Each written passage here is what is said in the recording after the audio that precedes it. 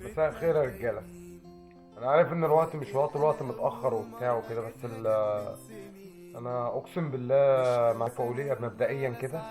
يعني اللي بيحصل في الكره المصريه ده خلاص، يعني خلاص احنا وصلنا لليفل الوحش. احنا وصلنا لليفل الوحش خلاص. خلاص مفيش مرحله تانية انت ممكن توصل لها. انت وصلت لمرحله ان انت بتلعب الاهلي نازل خسران. انت وصلت الليفل فيا، والله العظيم حرفيا بجد. ايه الفجر ده؟ ايه يا عم ده؟ هو في كده في الدنيا فجر؟ ايه ده؟ الشناوي ماسك الولا مكتفه منيمه كأنه بيلعب مصارعه. فكر يعني انا النهارده يعني جت معايا ان مع ريم ستيريو ماسك راندي اورتي ماسك ريم ستيريو وبيعمل مع ايه ده؟ في ايه يا عم؟ في حكام يا بت الوسخه يا ولاد ميتين الكلب. يا عم ايه الفجر ده؟ بجد في فجر كده؟ يعني حارس مرمى ماسك المهاجم اخده بالحضن منيمه وموقعه ومريحه وكل حاجه. الجون فاضي. بسيطه. ضرب. ضرب جزاء.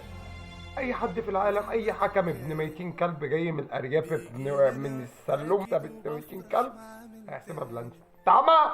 لا انت مش اعمى، انت قابض. والله العظيم ما لاقي حل تاني معايا. انت قابض. انت قابض يا بني.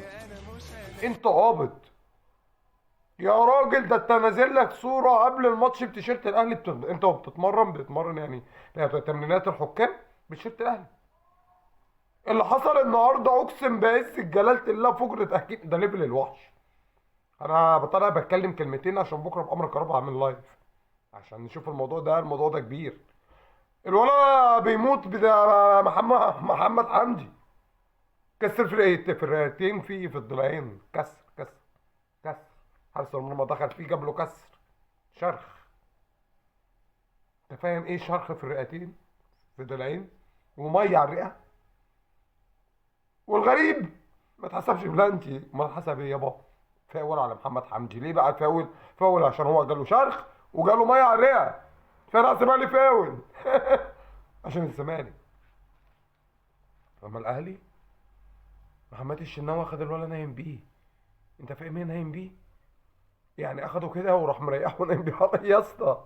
يا اسطى انا هتجنن والله ما كنت هطلع فيديوهات اقسم بالله، بس هتجنن. اللي بيحصل ده ايه ده؟ يا عم احنا وصلنا لايه؟ طيب يعني عايزين توصلوا لنا لايه؟ ايه التحكيم ده؟ ايه يا عم الفجر ده يا عم؟ انت هتنام ازاي بالنا يعني؟ هتنام؟ ما انت قابض. لا هتنام عادي اقسم بالله ما هتفرق معاك. يا جماعه عيب. يا جماعه قلت لكم اعملوا اتنين دوري، واحد ادوه الاهلي وواحد ادوه بقيه الانديه. اقسم بالله ما عادي. اقسم بالله عادي يا عم. والمصحف الانديه هتوافق وحق رسول الله هتوافق لو يعملوا اتنين دوري والجماهير الاهلي تفرح وايه وهم هو اللي ما بيفهموش حاجه كده كده يعني في العموم. ادوهم الدوري وهم هيفرحوا واعملوا دوري كده نضيف لبقيه الانديه. الزمالك اسماعيلي مصري كده حياه كده. انما اللي بيحصل ده مش كوره. اللي بيحصل ده مش كوره يا اسطى. انتوا عايزين تخلونا اقسم بالله نكره الكوره. انا ابتديت بجد اقسم بالله اكره الكوره من اللي انا شايفه.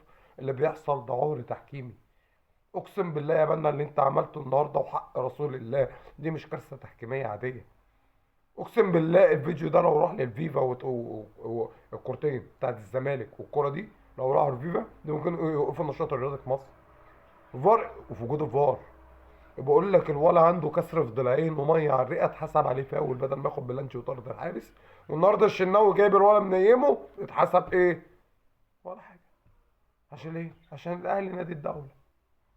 سلم لي على دولتك.